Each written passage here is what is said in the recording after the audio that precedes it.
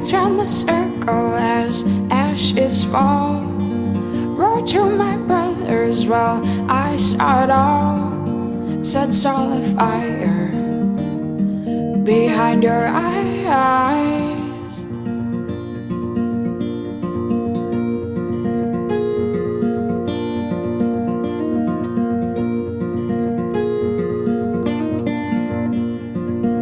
Smoke will rise.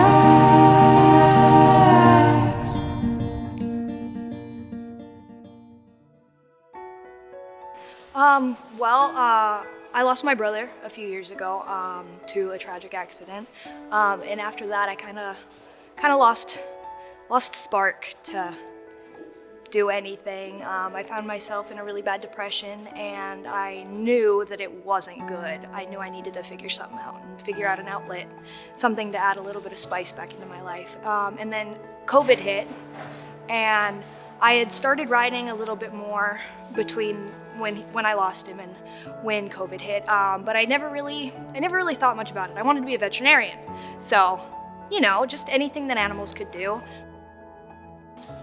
Well, I started with my stepdad. My stepdad and my mom married, and he had an old broodmare that was dead broke, but just didn't have any miles on her, And so I was like, okay, somewhere to start, right?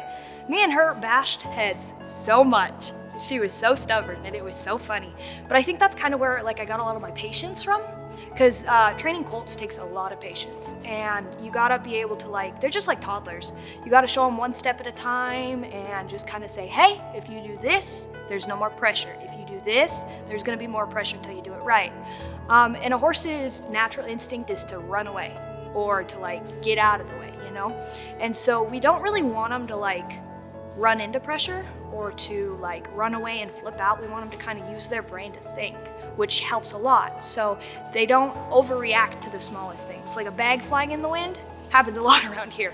So you don't want him to blow up and spook and run away and then mess up your whole operation. So it's those small steps. And then Vanessa got a hold of me, and I started training colts my freshman year in high school, I think. And I just worked for them, and then slowly picked up a few jobs around here and there just that had to do with horses, because I was getting my name established in the horse industry. And then Quinn Hardy came to me, and he was like, hey, you want to break colts for me? And I honestly thought he was kidding, but he wasn't. And so I came out here, I think April after COVID, and he had me start halter breaking some yearlings and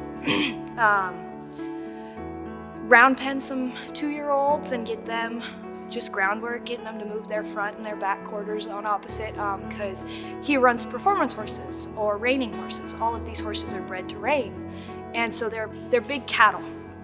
They work cattle a lot, and that's what helps with us moving cattle. So we move cattle every once in a while and kind of go back and forth, but I started training for him, and he knew I wanted to buy a horse. He knew I did. We started right off of that. I said, could we make a deal? Maybe I could work off some of it and give you a check at the end of the summer, and we can make a deal. And he was like, yeah. He was like, you pick, you do what you need to do, and we'll figure it out. And I said, okay.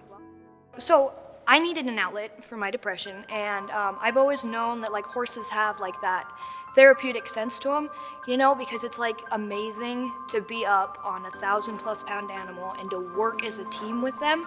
And it's just it's a different kind of feeling of free, and a different kind of feeling of being able to say, I'm on top of this horse, and I'm not superior to him, and he's not inferior to me.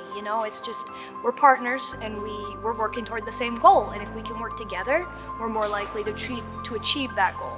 And that's kind of why I really wanted to train, is because there are so many horses that aren't ending up in the best homes.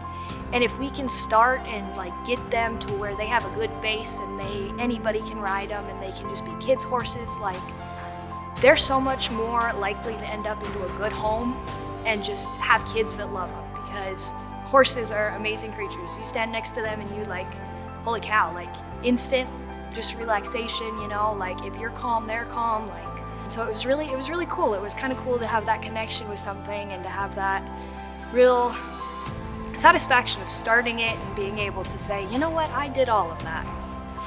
Yeah, and it's helped a lot. I mean, I still come out here all the time. I'm gonna work out here this summer, and it's really cool to see kind of how the horses grow up. Because there are a few out there that I started my first year, and now I'll be breaking them this summer.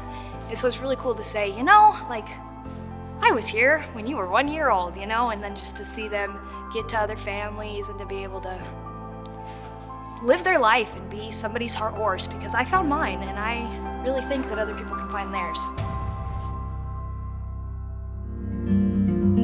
They say it's instant when you hit that stage.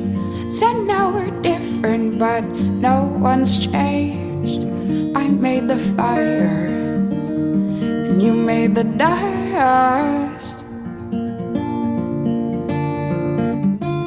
Smoke will rise.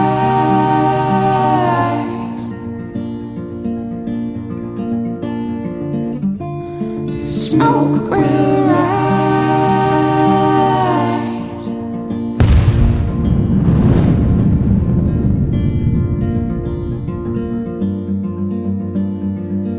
Dance round the circle as ashes fall.